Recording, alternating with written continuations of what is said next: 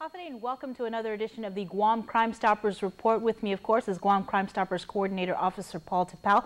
With all the reports of domestic violence and sexual assault we've been hearing about recently, joining Paul this week is Miss Audrey Rios from the Guam Police Department's Victim Assistance Unit. Thanks, Audrey, for coming in with us this evening. Thank you. Now, first, if you could share with us the role and responsibilities of the Victims Assistance Unit. Well, what we do is we provide information, guidance, assistance, and emotional support to victims of domestic violence, family violence, and criminal sexual assault. We work very closely with other service providers. We're there to answer any kind of questions. We do a lot of referrals to community resources, such as professional counseling, emergency support,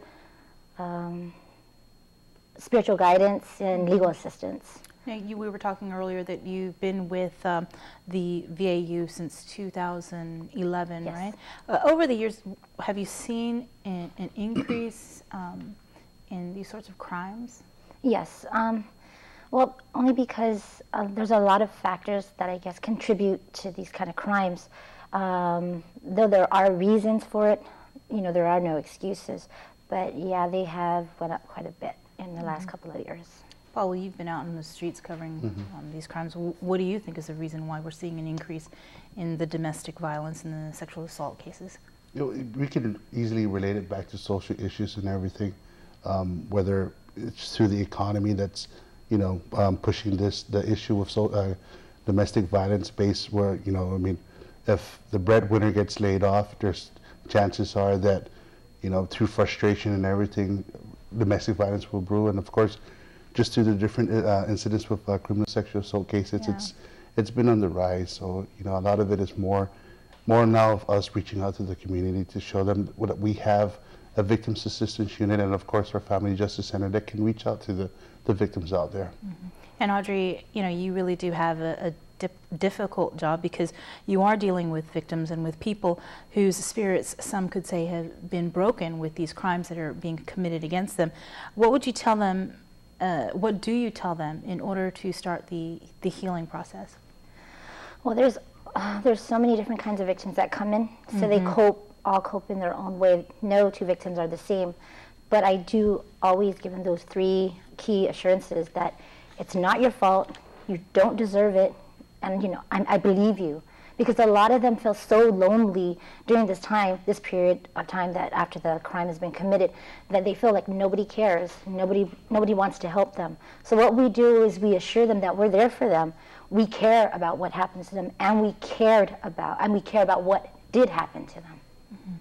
And of course, we're just talking about the people that actually come forward, and that's the scary part, is we don't know. There could be all these cases out there that they don't come forward and they don't report them. So for people out there that may be going through these problems, or what message do you have for them? Well, I would tell them, you know, your voice counts. We will listen to you, and your voice will be heard. Because just like, not just our unit, but the rest of our service providers, we all have a vision, and that is to stop the violence, have families be healed, and one day have hope realized, because a lot of them don't feel that right now. So that's where we come in.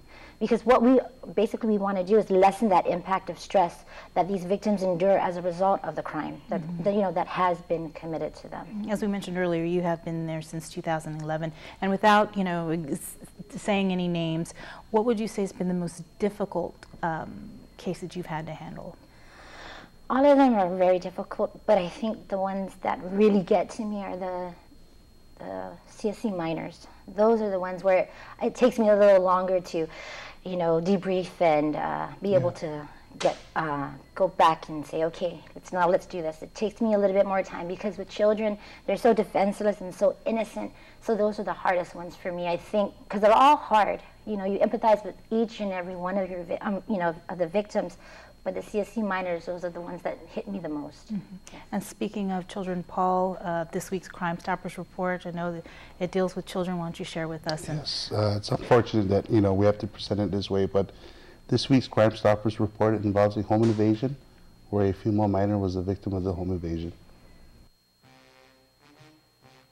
It was on Thursday, March 28, at around 8 o'clock at night. Officers from the Southern Precinct Command responded to a report in Agate of a home invasion along Santa Cruz Street. According to the police report, at around 7:30 that evening, a young girl was at home with her family. They had just returned home from a day of fishing, and she was the last one to head to the restroom to take a shower. When the girl entered the bathroom, she got undressed, but as soon as she opened the shower curtain, she found a man wearing a black ski mask standing inside the shower stall. The suspect jumped out, pushed the girl to the ground, and sat on top of her. He then grabbed her by the neck and began choking her and told her to shut up.